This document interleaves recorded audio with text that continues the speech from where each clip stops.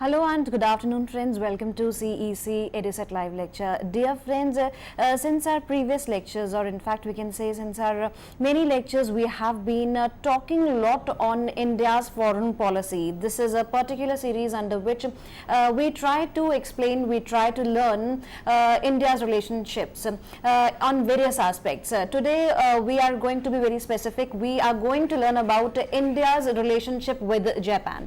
So for this we have again with us in our studios Dr. Ranjan Kumar. He is Assistant Professor in School of International Studies, Jawaharlal Nehru University. So first of all, I would like to welcome our guest Professor Dr. Ranjan Kumar, and I hope likewise in previous lectures sir, you have been discussing a lot on India's relations with the other countries, and we have been learning a lot through you. I hope today also we are going to learn how India has developed relationships with Japan. Thank you, Geetika. As Geetika pointed out, friends, that we have been discussing about India's relation with major countries that we discussed in the previous lecture. Before that, we also discussed what are the major determinants of India's foreign policy, and then we discussed about some of the countries like Russia, United States in the previous lectures. So continuing the same tradition and the series of inquiry, today the focus would be India-Japan relations. And the reason is very simple. As you know that all of you are watching TV and you know that Prime Minister Modi, India's Prime Minister, is in Japan now. And since Japan is a very important country historically in terms of security, in terms of economy and trade, so Japan is one of the major powers in the world. 2 years back, Japan was the second largest country in the world. Today, China has taken over. China has become the second largest country, second largest economy in the world. So in that context, India's relationship with Japan is very important. But economy is one aspect. When you talk of India's relation with any other country, so there are certain things that you need to understand. There are certain factors, certain determinants which determine any country's relation with the third country. For instance, if you need to analyze a country's relation with any other country, the second country, you have to keep a few things in mind. First, you have to understand the history and the culture of relationship. What is the historical background, and whether the history has been cooperative or whether the history is conflictual. So that plays a very important role when you try to understand the bilateral relationship between the two countries. Economy in today's world, as you know, that economic diplomacy has taken over the security aspect, especially after the collapse of the Soviet Union and the end of the Cold War. Economy has become very important, and as you have seen in the last 2 decades, India is gradually moving to have a very good relationship with the countries where it thinks that economically those countries can play a very important role in the development of India, especially after 1991, when India started the process of liberalization, globalization. That is the period when countries like Japan, United States, Southeast Asian states, and the countries which were European Union, so these countries became very important for India. For security reasons, as you know that security plays a very important role in the determination of any country's foreign policy. For India, security is very important, and India has certain border issues with countries like Pakistan. It has issues with China. So that also plays a role. What kind of relationship India will have with a major power like Japan or United States or Russia. So these are the major issues that we'll discuss in today's lecture as well. So I'll start with what are the major determinants of India's relation with Japan. Number one, that would be followed by some of the developments which have taken place in the last few years, and finally we'll end with what are the implications of Modi's visit to Japan in the last 2-3 days that you have seen on the TV. Modi, as you know that Modi has gone to Japan and is there for a 5 days visit, and Prime Minister Modi and Japanese Prime Minister Shinzo Abe, they are very good friends, as you know, and Shinzo Abe has appreciated the model of development that Narendra Modi followed in India, and both are nationalists, both are pro-business. So there is a kind of cordiality in the relationship between these two leaders, and that is going to play a very important role, not only in terms of India's relation with Japan, but that will also affect India's relation with other countries, for instance China, and to an extent Pakistan as well. So these are some of the contexts against which we will try to understand various nuances, various aspects of India's relation with Japan. First, let me tell you what are the major issues or major factors which determine India's relation with Japan. First, as I told you, that history is very important. and we are fortunate that India and Japan have a very good historical and cultural relationship. And the relationship between India and Japan is not new. In fact, it dates back to 5th and 6th century. The official form of Buddhism, official, I'm using the term official because officially the Buddhism went to Japan in 6th century. But the real cultural context in terms of Buddhist monks going to Japan through China and Korea, that started in the 2nd and 3rd century AD. So we have a 2,000 years of relationship between India and Japan, and so and there are very few issues of conflict between India and Japan, and that too came very late in the modern period. Otherwise, India's relationship was very India had a very good relationship with Japan in terms of culture, in terms of trade. Trade between India and Japan during the historical period was also very important. It was there during the Chola period. If you know Chola Chalukya, the South Indian rulers, who used to have very good trade with the Southeast Asian states. So that was the beginning of trade relationship between India and Japan, and India and Southeast Asia in general, and East Asia as well. So that was a period again that continued during the Mughal period, when some of the products from India were exported, and some of the products were also imported. Sometimes they came through China route, and the Silk route, as you know, that Silk route is very famous. So some of the products from Japan were also coming through the Silk route, which were coming to India, and which are also going to other countries in the world. So historically, India and Japan shared a very good relationship. In terms of economy, trade, as you have seen that India and Japan had a very good history of trade starting from the previous period and continued in the modern period also. If you leave aside one period where the economic trade was very low, that was during the Cold War period. So previously, India had good relation with Japan, and after the decline of the Soviet Union or after the end of the Cold War, the trade has again taken off, and trade between India and Japan is growing very, very fast in the modern period. And the one issue that has emerged in the recent years is the rise of China and its impact on the Asian security architecture. As you know that China has become the second largest economy in the world, and China is militarily very powerful today. China is supposed to be the second most powerful militarily country in the world, and its military is second only to United States at the moment.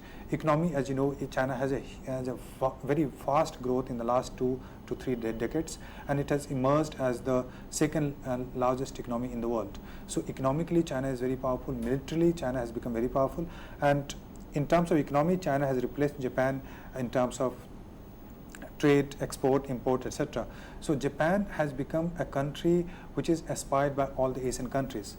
In fact, during my schooling years when I was growing up, Japan was projected as a model for all of us, that if Japan can grow so fast, if Japan can have a modernization of industry, Japan can have urban population, if it can have such a fast, skillful development of personnel, etc., and technology, why can't India have? Now we are talking in terms of other countries as model. Indian scholars are talking of China as a model, but just 1 decade earlier, Japan was taken as a model, because Japan technologically, economically, and otherwise Japan was one of the most industrialized country in the world. And please understand, when scholars or the Indians talk of Japan as a model, there is an advantage here. Advantage is that Japan is a country which has industrialized, which has urbanized, which has, in other words, modernized without replacing its Asian value system. So what you see in Japan is a unique combination of the value system, which are Asian in nature, but at the same time a kind of industrial development which is completely modern. And Japan, as you know, that Japan is one of the most industrialized country in the world today. So that has become a model for all the aspiring nations, and country like India, country like China, and many of the Southeast Asian countries, they would like to follow a model which is Japanese rather than a model which is Western. Western is still, it invokes a kind of imperialism in the mind of India, but Japan does not. Japan does not, and we also know that that there is a difference in the value system when it comes to India and Japan. And Indian value system is somewhat closer to Japan than it is to, say, for instance, United States or the European countries. So Japan is projected as a model. Japan is projected as something which can be looked upon by the Asian countries for development, for growth, etc. So that is where Japan becomes very important example for a country like India. Now, it's very important to understand that when you talk of India-Japan relationship, what are the major landmarks in terms of India-Japan relationship? I'm not going into the historical landmarks, which I already discussed, that Buddhism in Japan dates back to 538 AD, which is the official form of Buddhism, when one of the monks from China went to Japan, and they gifted one of the rulers of Japan a kind of idol of Lord Buddha. So that is considered by historians as the beginning of official introduction of Buddhism in Japan. But if you come to the modern period, Rabindranath Tagore met a very famous Japanese intellectual called Okakura Kakuzo in Calcutta.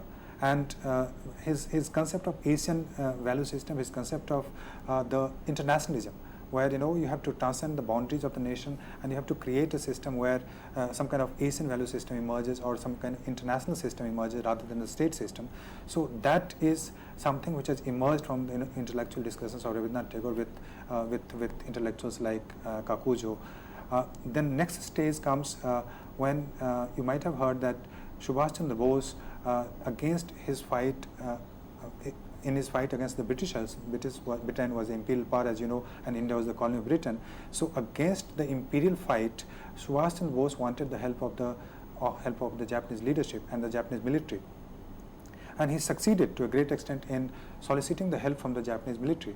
And he formed the army, which is known as the INA, or the Indian National Army, and that was supported by the Japanese leadership then, Japanese military. And they came till Myanmar, or earlier Burma today, which was known as Burma. So the INA was supported by Japan, and Subhash Chandra Bose visited Japan, and he also visited Germany and other countries. The main purpose of Subhash Chandra Bose to get the support of Japan was to fight against the British power, because British imperialism was the major problem of the 1940s, 30s when Subhash Chandra Bose was the leader. So he attempted to mobilize Japanese and the other countries' support against the British, so that the British can be chased out of India. So that is the second landmark, and that is again a historical reference point of India's interaction with Japan in the 1940s. Ultimately, as you know, that INA was defeated by the British Army, and Subhash Chandra Bose had to flee to places where it's said that he died in an air crash. The details are not clear, and issues are still debated among the Indian scholarship. But the important point to understand is that Japan was taken even that time by Indian leadership. Japan's help was taken by Indian leadership as important to fight against the British. Although there were leaders like Mahatma Gandhi who thought that Japanese help was not required, and the Japanese help, because Japanese had a military system which will not be good for a democratic country like India. So he was not in favor of taking the support from Japan. But some leaders, especially the radical leaders like Subhash Chandra Bose, they were in favor of taking help from any country which could have helped him in chasing British out from India. So that was the second reference point.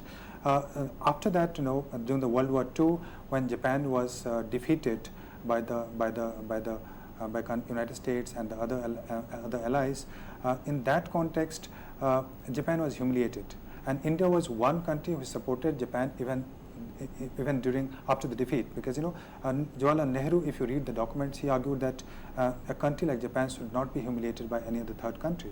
And even that time, Japan was the model for many of the countries in the Asia, because Japan was one country which had defeated Russia in 1905. Japan had also defeated some of the forces of British. So Japan was taken again as a power, as an Asian power, as an example for the other Asian countries. So in 1951, India invited Japan for this Asian Games. Again, India invited Japan for Asian Conference in Bandung in 1955. But the landmark agreement took place in 1952. That is known as India-Japan Peace Treaty in 1952, that established the bilateral relationship between the two countries. And that is taken as the starting point, or the point from where India-Japan bilateral relationship started. Then embassy was set up in the two countries, Indian embassy in Tokyo and and Japanese embassy in New Delhi, and the official dialogue, official exchanges started taking place from that period. So 1952 is the again landmark period in terms of Indo-Japan relationship. But what happens after that is again very interesting. After 1952, that was again the year when you know that U.S. and Japan, they signed a security agreement. The security agreement where the Japanese security will be protected by United States. So United States became the sole security provider of Japan. Japan was not allowed to have a nuclear bomb. Japan was not allowed to have its own military also, because they feared that if the militarism becomes very important, so that will become a threat for other states. So that year, that was the period when Japan started getting closer to United States, 1951-52, and again the treaty was further. The treaty became much more comprehensive in 1960. As you know, that was a period when the India was having certain issues with China. India was having certain issues with Pakistan. So the countries which would support India in those against Pakistan, against China, they started coming closer and they started becoming important. Gradually, India started getting closer towards Soviet Union, and Japan became a camp follower of United States. So the impression, that was a period which is known as the drift between India-Japan relationship during the Cold War period. And 1960s was the 50s and 60s, that was the beginning of this drift. This also reflected, the drift reflected in two of the major crises that India faced during that period. During the India-China conflict, India-China border dispute that you had in 1962, Japan took a very neutral position. And that was something which was not appreciated by the Indian leadership, because India probably thought that Japan will support India, but since Japan did not come to the rescue of India, or Japan did not support the Indian efforts against China, so the neutrality was not appreciated by Indian leadership. Again, when 1965 war with Pakistan and the second war with Pakistan in 1971, so again in those years the expected help from Japan did not come to India, and as a result, the two countries drifted towards two camps. India came closer to Soviet Union, and Japan went closer to United States. In fact, the impression that was there during that period, Japan became a camp follower of the United States. That was the impression that India had about Japan, that you are an ally of United States, and since India's relations with the United States grew sour in the 1970s, so in the relationship, this also affected the relationship between India and Japan. And Japan took India as a country which is a poor country, which is chaotic, which is dysfunctional, where the governance is a problem, where literacy is a problem, where there is no infrastructure development. So as a result, there's a kind of difference of perception which started emerging during the Cold War period. And the hiatus which emerged during that period, this continued for a long time. The only breakthrough that came only after the collapse of the Soviet Union and the end of the Cold War. And I'm talking of the 1990s now. Before that, India's relationship cannot be considered, very cordial or very positive. But 1990 was a time when there's a sudden change in India's perspective towards the world. And two of the major factors which influenced the new beginning or the new era in India-Japan relationship, one was the process of liberalization which was started by Narasimha Rao. That was a period when Indian economy started opening up. It started moving from command economy to an economy which is open to the global investment, and that is the decade when India-Japan relations started to become closer. And since India went very close to United States, so that also had a very positive impact on India's relationship with Japan. So 1990 was the period when Japanese Prime Minister Kaifu visited India, and that is taken as the benchmark in terms of India-Japan relationship, where the kind of sour relationship which was there between India and Japan, that started, that took a new shape, that changed after this visit. And in 1990, one of the development which was there, which took place, was the Japanese ministry. They created a South Asian forum where they'll focus on South Asia. And please understand, during the Cold War period, because United States was closer to Pakistan and Japan was closer to United States, so India's relationship with Japan was also seen in terms of Japan's relationship with India and Pakistan. So India was always hyphenated with Pakistan. India was always seen in terms of India's relation with Pakistan. That affected, India's relation with the United States. That also affected India's relations with Japan. But the second breakthrough, as I told you, one was the liberalization of the economy, Indian economy. The second was the initiative which was taken by Prime Minister Narasimha Rao, and that came to be known as Look East policy. And Look East policy played a very important role in enhancing or strengthening India's cooperation with Southeast Asian countries, India's cooperation with East Asian countries like China, Japan, Korea, and Southeast Asian, all the ASEAN countries that you have. So India's Look East policy, that played a very important role in shaping up India's policy towards the countries like Japan. And please understand that there's an impression that India was blind towards the sea, that India did not focus too much on sea at any point of time in terms of understanding security dynamics.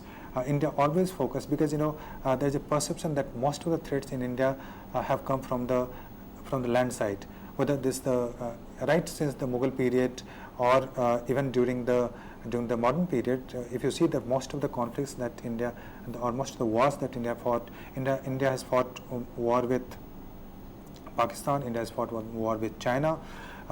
So the focus was always on the land. But gradually, what is happening in 1990, there's a shift in the focus of India, not only to become just the land power, but also become a military power or the maritime power. So India started focusing on maritime. And maritime, which means that India will try to have maritime security perspective, where it will develop its this submarines, it will develop other weapon system which will help India in controlling the Indian Ocean. And that is the period when India started moving towards the Southeast Asian states. And it realized that unless until you become a maritime power, so you cannot control security of India. The attack can come not just from the land side, the attack can also be from the sea side. So Look East policy, it completely changed the paradigm of India in terms of India's relationship with the Southeast Asian countries. And also India started looking beyond its neighbors. So that is one positive thing of the Look East policy. Before that, India's focus was China, India's focus was Pakistan, Sri Lanka, neighboring countries. India never tried to project itself as a power, as a global power, where it can participate or it can play a role in the conflicts which are not in its neighborhood. So there is a shift from the focus of policy on the neighborhood to a policy where it's focusing on the country which are beyond its neighbor, especially the East Asian countries or the Southeast Asian states. So Look East policy played a very important role in that context. And Narasimha Rao, the Prime Minister, visited this Tokyo in 1992 to commemorate the 40th anniversary of bilateral relationship, which was established in 1952. As I told you in the beginning, that in 1952 India-Japan peace treaty was signed. So to commemorate that 40th anniversary, Narasimha Rao visited Japan in 1952. The next major event which affected India-Japan relationship was the Pokhran 2 explosion, the nuclear test which was conducted by during the time of Atal Bihari Vajpayee, the Prime Minister of India. So Pokhran 2 created again a rift in India and Japan relationship. Please understand that this explosion, this test took place in 1998, and Japan is very sensitive towards the nuclear test.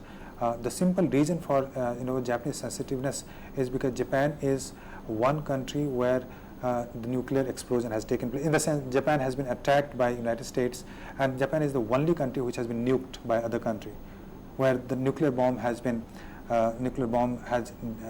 was exploded in 1945 in Nagasaki and Hiroshima, that completely destroyed the city. And as a result, Japanese population and the Japanese leadership, they're very sensitive about any kind of nuclear explosion or the proliferation of nuclear weapons. So when the nuclear testing took place in 1998 by India, so Japan completely froze its relationship with India. Japan was the largest aid donor country for India. Japan was giving a lot of technology to India, but after 1998 test, the aid was cancelled. Many of the loans that Japan was giving to India, those loans were cancelled. In many of the international forums, Japan started taking a very critical position of India's position vis-a-vis the nuclear testing. And Japan, in fact, pressurized India to roll back its nuclear program. And that was the period from 1998 to 2001. So these 3 years were very crucial when Japan pressurized India to roll back its nuclear program, and Japan insisted on India signing the three treaties which are related to nuclear testing and proliferation. One is NPT, which is Nuclear Proliferation Treaty, and the second is CTBT, Comprehensive Test Ban Treaty, and Fissile Material Cutting Treaty. So all these 3 treaties were related to controlling the nuclear weapons, the testing of the nuclear weapons, and also the proliferation of nuclear weapons. So Japan wanted India to sign this treaty, NPT, CTBT, but India was reluctant. And India was because the statement that was given by one of the defense ministers of India, that China is a major security threat for India, and since China has the nuclear weapons, and on the other side Pakistan was also developing nuclear. Pakistan has already taken the test, and Pakistan was also developing the nuclear weapon. So India argued that it's not possible for India to roll back the nuclear program. Although many of the scholars believe that now India has taken many nuclear tests and it's not necessary for India to go for the further test.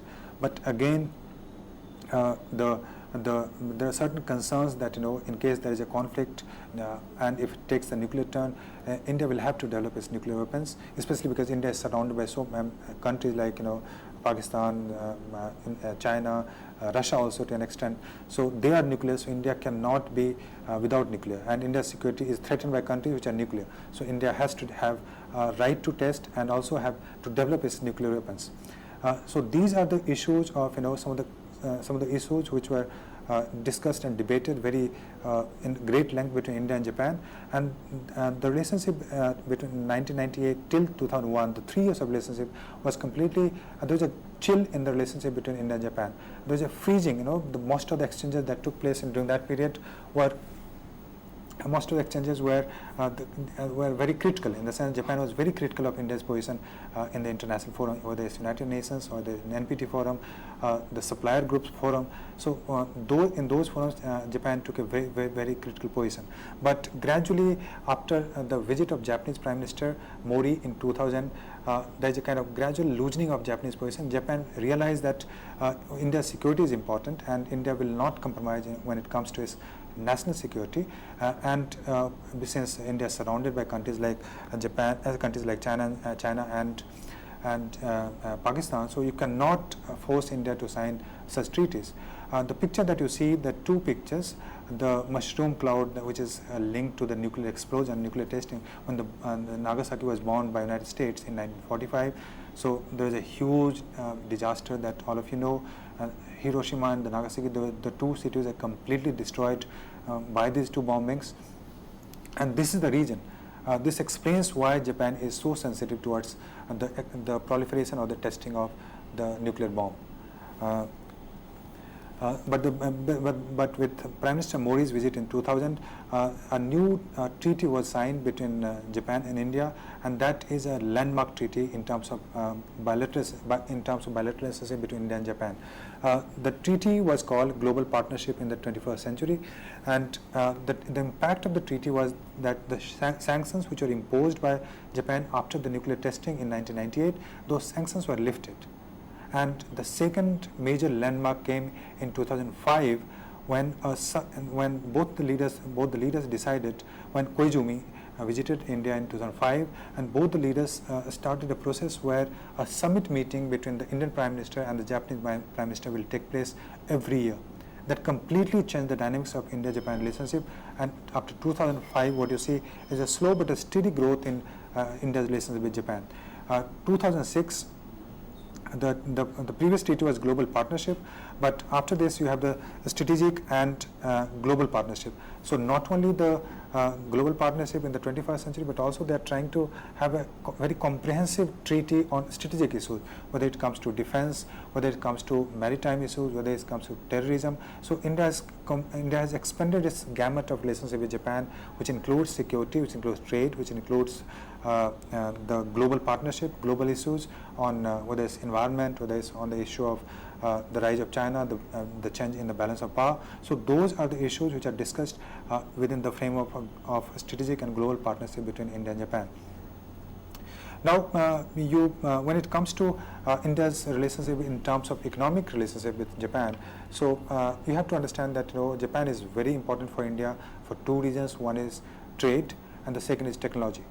And today, the bilateral relationship between India and Japan, they are growing quite fast. And India has a trade of nearly $19 billion, and I'm giving the figure of data from 2011-12. So that 18 point is more than 18 or nearly $19 billion, although is just half of India's trade with the United States and just 1/3 of India's trade with China. But gradually they are overcoming the barriers, and they have signed many agreements which will lead to further enhancing the cooperation, the trade between India and Japan. And if you see what are the exports from India to Japan, the major export items are iron ore, metal, food, and chemical stuff. And India's major imports are machine, metal, electricity, and transport machines. So India imports mostly different kind of machines that you have, and India exports the iron ore, metal, food, chemical, etc. to Japan. In 2011, India signed a very comprehensive. India signed an economic agreement which is known as Comprehensive Economic Partnership Agreement. The beauty of this agreement is that India is one of the privileged nations for Japan now, because now this cut down the tariff for Indian exports, and India has decided to cut down tariff for Japanese exports to India in the next 10 years. So if that is done in the next 10 years, so it will come very close to a free trade agreement that you have between India and Japan. Japan is, again, please understand that Japan, since 1986, Japan became the largest aid giver to India. In the ODA, which is official aid which is given to various countries by the developed country. So out of that, 30% comes to India. So it's a huge donor in terms of giving aid, and the interest rates are very low, sometimes freeze, and those are mostly for the infrastructural development for India. And in terms of FDI, again, as you know that one of the most important item, the way Indian identify Japanese is the car company called Maruti. And if you have seen the famous ad, the Maruti is the vehicle which drives India home, the famous ad which comes from the TV. So Maruti came to India, and Maruti Suzuki, which you had earlier. So that came in 1980s, and that established production units in different parts of India. Gurgaon, as you know, is very close to Delhi. They have a production unit there, and in other places. So that became a kind of household name for India. So Sony and Maruti, these are the two Japanese companies which are kind of which every child knows it. So it has started from there, and now if you see today, there are more than 1,800 Japanese companies operating in various fields in India. So even in 2008, there were only 800 companies functioning in India, operating in India, but now we have more than nearly 1,800 Japanese companies operating in India. Again, in terms of infrastructural development, the government is planning to have Delhi-Mumbai industrial corridor, and where Japan is going to play a very important role. Japan is going to play important role in developing the ports of India. The ports in the western part of India, starting from Maharashtra and going further down south, Gujarat. And this will also help, Japan will also help India in setting up exclusive economic zones which will be there from Delhi to Mumbai, and which is known as Delhi-Mumbai Industrial Corridor. Please understand that Japan is the fourth largest investor in India, with a share of 8% of total FDI. If you take the period as in total from 2000 to 2013. So Japan is the fourth largest, and the other countries which are major investors are one is Mauritius, the second is Singapore, the third is United States, fourth is Japan. And the fact that Mauritius is not in real terms the real investor. The fact that many of the companies, even from other countries, they are investing through the route of Mauritius, for the simple reason that India has signed a double taxation treaty with Mauritius, where the companies which are investing through Mauritius, they will not have to pay taxes in both the countries, and the corporate tax rate is very low in Mauritius. So many of the companies are investing through Mauritius. The companies which have their origin in other countries, not in Mauritius, but they're investing through the route of Mauritius just to avoid the taxes. Otherwise, Japan would be in real terms, Japan would be the second largest investor for India. The first would be, of course, the United States, and Japan is the second. So there's a huge, economic interaction which is taking place since 2005 and onwards, and Japan, and this is going to increase further. For instance, when the Prime Minister Modi has gone to Japan, basically one of the aims of Prime Minister Modi is to attract the investors from Japan, and the industrial corridor I already told you. Then there are certain areas where Japanese investment can be very crucial. One is, again, what is being discussed is the issue of bullet train. India does not have the bullet train, and for that India is trying options from China as well as Japan and maybe France also. So for that, if the investment comes from Japan has a history of developing a very fast bullet trains, and if that technology is given to India, or if Japanese company invest in India, so that will be a crucial benchmark in terms of strengthening India's relationship with Japan in the future years. Again, India is expecting some kind of nuclear deal with Japan, where the nuclear reactors for civil purposes, or for the production of energy purposes. So if that is agreed upon, although there are certain issues, and I'll discuss that later in the discussion today, but if that deal takes place, so that would give a huge boost to nuclear energy production in India. Now I am moving from economic issues to the security issues, where the interest of two countries, India and Japan, they converge in a very different way. What has happened in the last few years, as you know, that China has become very powerful in terms of military, in terms of economy, and both the countries, India and Japan have problems, border conflicts with China, and they fear that as the way China is growing powerful militarily and economically, China can be a threat for India as well as Japan. For Japan, China has conflict with Japanese border is in the Senkaku Island, and they have a huge conflict with on the issue of the island. And as you know that India, China have border issues in Arunachal Pradesh, in the eastern sector as well, and China has been supplying and supporting Pakistan, so that is an issue. So both Japan and India, they have some kind of security dilemma. They have kind of some kind of fear which is emanating from the emergence of China as a very powerful country, and as a result they are willing to cooperate. And also please understand that India's relations with Southeast Asian countries, the ASEAN countries, will not succeed unless until we can get the help from Japan, because Japan plays a very important role in the Southeast Asian countries' development, and they have a huge investment, and they have political influence. They operate through ASEAN bloc, ASEAN organization. So unless until Japan supports India in this endeavor, it's very difficult for India to come closer to many of the Southeast Asian nations. So as a result, to operate in Southeast Asia, and due to security issues which are emerging because of the rise of China, so there's a convergence, of interest between Japan and India, and China is definitely a factor in that. What has happened in the last few years is that the Japan and India, they have developed 2+2 kind of agreement, where Japan would like to have very close cooperation with India, and they have developed what is called as quadrilateral cooperation mechanism, where Japan, India, United States, and Australia, they have regular dialogues, and they have developed a mechanism to cooperate on security issues, trade issues, maritime issues, and economic issues.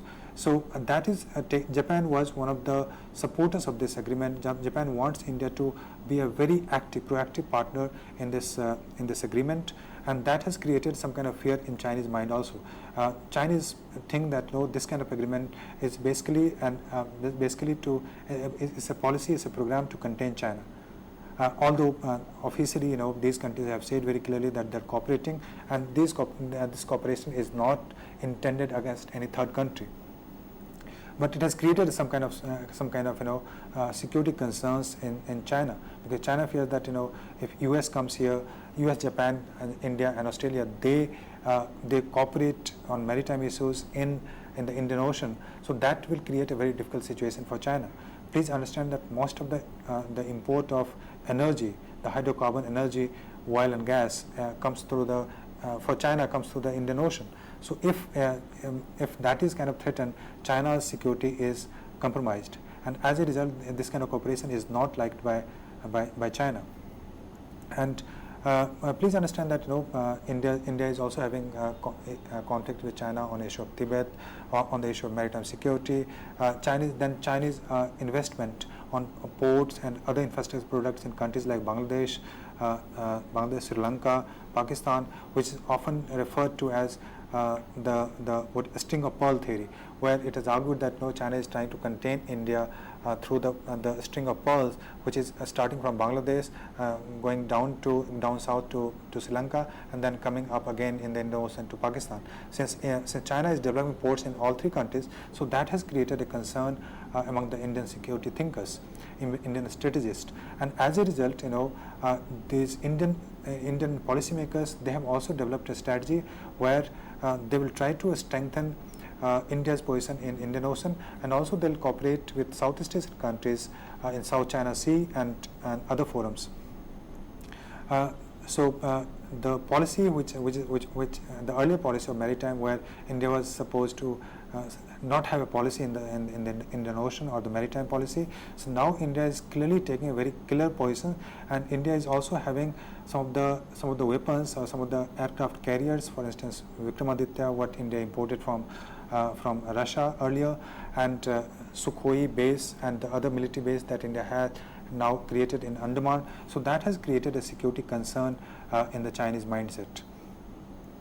So these are some of the issues where the interest of Japan and India converge, and China is definitely a factor. Although I'll not say that China is that India should take a position where India becomes a camp follower of United States and Australia and Japan in this field. But India has always plays a kind of balancing the Asian security architecture, and in that context, India's close cooperation with Japan becomes very important. Now, India, what are the security cooperations which are taking place between India and Japan? Please understand that as I told you, that the first trilateral naval exercise between United States, Japan, and India, that took place in 2007, and India, the annual Indo-US exercise, military exercise, which is known as Malabar exercise, that converted into a multi-layered or multilateral exercise by adding Australia and Singapore in that. The Bay of Bengal initiative, where these countries have regular exercises, military exercises, so they are cooperating. These countries are cooperating in a multilateral forum. Military exchanges are taking place, military exercises are taking place. So that has created a very positive environment in the Indian Ocean region. One very interesting anecdote which I have taken from the book of Prime Minister of Japan, Shinzo Abe. The book is called Towards a Beautiful Country, and he explains how India is going to play a very positive and important role in Japan's security. And he says, and I'll quote, that he said that it would not be a surprise if in another 10 years, India and Japan relations overtake Japan-US and Japan-China relations. So what he's saying, that as you know that United States and Japan, they have very close economic cooperation, although Japan and China, they are the number one trading partner in terms of Japan's export and import to, they have the largest amount of trade. Japan has the highest trade with China, and second with the United States. So, but the Prime Minister of Japan, Shinzo Abe, clearly said in his book that within 10 years, he will not be surprised if India-Japan overtakes, India-Japan relationship overtakes Japan's relationship with the United States and Japan's relationship with China. And they are also talking of some other security cooperation where Abe is talking of Asia's democratic security diamond, where the democratic countries starting from Indian Ocean and going till the Western Pacific, they will cooperate on the liberal democratic value system. India is also planning to buy the U-2 amphibian rescue aircraft, which can be used for disaster purposes, which can be used for multiple purposes. So these are the security concerns which India has, and where these two countries, India and Japan, are cooperating. I think before I proceed further, it's very important to explain you some of the civil nuclear deal, which is a very important aspect of India-Japan relationship, but there are certain issues where India and Japan, especially Japan, has concern about India's nuclear testing and nuclear proliferation. India wants to sign a deal with Japan because India needs energy. India is energy deficient, as you know, and nuclear energy is very important for India. But until now, Russia is providing nuclear energy, and Russia has developed reactors in Kurnokolam for India. France is also doing that. India has signed agreement with other countries like Kazakhstan, South Korea, but India wants to sign a deal, civil nuclear deal with Japan, for the simple reason that Japan is one of the most developed country when it comes to nuclear energy. 30% of its energy till Fukushima disaster in 2011, it was generated through the nuclear reactors.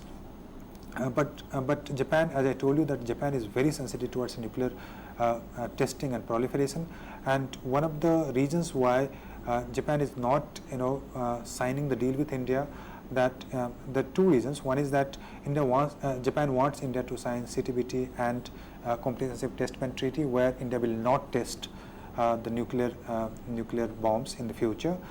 Japan would like India to do that, and Japan also wants India to sign the NPT, Nuclear Proliferation Treaty, Nuclear Non-Proliferation Treaty. So unless until that is signed, Japan is very reluctant to sign, and one of the reasons, and the Prime Minister Modi's visit is likely to play a very positive role, where they're likely to come to some kind of conclusion where some kind of nuclear agreement takes place between India and Japan. Japan fears that the nuclear technology can be used, the civil nuclear technology can be used for military purposes. So and Japan is insisting on a clause that in case India tests its nuclear bomb in future, the nuclear deal between India and Japan will be automatically terminated. That is the clause where the Indian perception varies from the Japanese perception. For India, consider nuclear weapons to be important. India consider nuclear energy to be important, but Japan would like India to sign this treaty, as I told you, and it will also like to ensure that these technology should not be used by India for military purposes. So that is the clause where that the India and Japan vary in terms of its perception towards the nuclear deal. But and also after the Fukushima disaster, nuclear disaster that in 2011 in Japan, when because of a tsunami the entire reactor was destroyed, it was very difficult for Japan to control the radioactive impact on the human population there. So after that, the Japanese people have become very sensitive towards the reactor as well. In India also there were protests earlier, but India has somehow managed, and India is willing to sign nuclear deal because India is energy deficient, but Japanese people are also a little reluctant. But it's very likely that some kind of deal will be finalized between Narendra Modi's visit to Japan, and the two Japanese firms which are famous for nuclear reactor technology, these are Toshiba and Hitachi. These two companies, they also want to invest in India for the simple reason they know that Japanese people are against any nuclear reactors, further expansion of nuclear reactors in Japan. So these companies are looking for venues in other countries, and as a result, it's likely that some kind of deal on the issue of nuclear, some kind of nuclear deal would be signed between India and Japan. Now, finally, what is happening? That in terms of economy, as I told you earlier, I'm just repeating one context that many of the Japanese companies which were investing in China, China has now become a very difficult country for Japan, partly because some of the demonstrations and the riots which have taken place against Japanese companies. In first riot or the demonstration took place in 2005 on the issue of that Chinese insisted that Japan should apologize for the kind of atrocities that it committed during the World War II, when it occupied some of the parts of China, and at least 2 to 3 lakh people were killed in that protest. So Chinese protested, and Chinese people wanted Japan to tender an apology for these atrocities. Since that was not forthcoming, that did not happen. So as a result, many of the Japanese companies were attacked by the mob there. The second protest in China against the Japanese company took place in 2012, when the issue of conflict was the Senkaku Island, where Japanese government wanted to purchase that island from one of the private individual who is the owner of this island, and this was protested by China, because China claims that that Senkaku Island is not a Japanese island. Senkaku Island is an island of island of China, and they call it in the name of Diao. So Senkaku is called by the Japanese leadership, Japanese people, and the China has also claims over those islands. And as a result, there were protests in 2012, and again Japanese companies were attacked by the Chinese, and that created a very hostile environment in China, in many of the places in China. So as a result, what is happening that many of the Japanese companies which were investing in China in 1970s and 80s, now they are finding it difficult to invest in China, and there is a perception that India in the next few years would be the biggest market and the place for investment for the Japanese company. So that has created a very positive environment in terms of Japanese company trying to invest in India. Now finally, I'm coming to the final point which I pointed you out in the beginning, that what are the implications of Prime Minister Narendra Modi's visit to Japan. Please understand that when it comes to Japan and India, it's a very comprehensive kind of dialogue process that you have. It's a very comprehensive kind of agreement that India has with Japan, and India is cooperating with Japan on almost every issue possible. They're cooperating in terms of trade, they're cooperating in terms of security, they're cooperating in terms of technology, infrastructure, nuclear reactors, as I said, and they're also planning to have very favorable and positive cultural exchange of intellectuals, scholars, students, tourists, etc. And in terms of trade, the major focus of Prime Minister Modi is to attract technology and the Japanese investor, Japanese company, who will invest in whether it's Mumbai corridor or in the machinery production in India or in the defense sector, because defense sector India has liberalized, and they expect some kind of technology transfer taking place from Japan to India. So these are the areas where they're going to cooperate. In terms of security, the deal that is likely to be signed between India and Japan would be on the issue of China, the maritime security, because Indian Ocean is very important for Japanese trade. So they fear that if the trade, the Japanese trade can be disrupted if there is a threat for the Japanese ships in the Indian Ocean region. So since Indian Ocean littoral part is controlled partly by India, so India becomes a very important player in there. So there is likely to be agreement. There are already agreements, as I discussed to you, Malabar exercises and trilateral agreement. But they are going to strengthen the agreement on the issue of maritime security. The terrorism is one issue where India and Japan are going to cooperate. Further, technology, where they are going to cooperate or sign some deals on the issue of bullet trains, nuclear reactors, medicine, infrastructure. Prime Minister Modi has already signed a deal where the Varanasi is going to be developed as you have this Kyoto urban development. So they have signed an agreement where Kyoto mayor and the Varanasi they will cooperate on infrastructural development. Modi also plans to have 100 cities, smart cities in India. So these kind of the city planning, urban planning is very developed in Japan. So that can be a very useful area where Japanese companies can invest in India. Nuclear reactors, if there is some agreement, takes place, if the deal is signed on the issue of nuclear cooperation between India and Japan, that would completely change the dynamics of India's cooperation with Japan in the next few years. And finally, the cultural exchanges which will take place between India and Japan, that will play a very positive role in creating a very positive environment for India and Japan. This is the photograph of Prime Minister Narendra Modi and Japanese Prime Minister Shinzo Abe. Please understand that these two leaders are known to be, pro-growth. They are the nationalist leader. Very strong nationalist element is there. They are also new liberal, and they are supposed to be pro-business leaders. And Japan and Prime Minister Modi has a very good, very cordial and friendly relationship with Shinzo Abe. They are Twitter friends. They tweet to each other. And when Modi became the Prime Minister, he said that his first visit would be to Japan, although that could not happen. But the fact that outside the region, outside the South Asian region, this is the first visit of Prime Minister Modi for bilateral agreements. For bilateral agreements, bilateral deals, this is the first time that Prime Minister Modi is visiting to a second country. Although he visited to Brazil, but that was for the multilateral purposes, which are BRICS. But for bilateral purposes outside South Asia, this is the first place where Prime Minister Modi is visiting. So that is likely to have a very positive impact on Japan and India's relationship in future.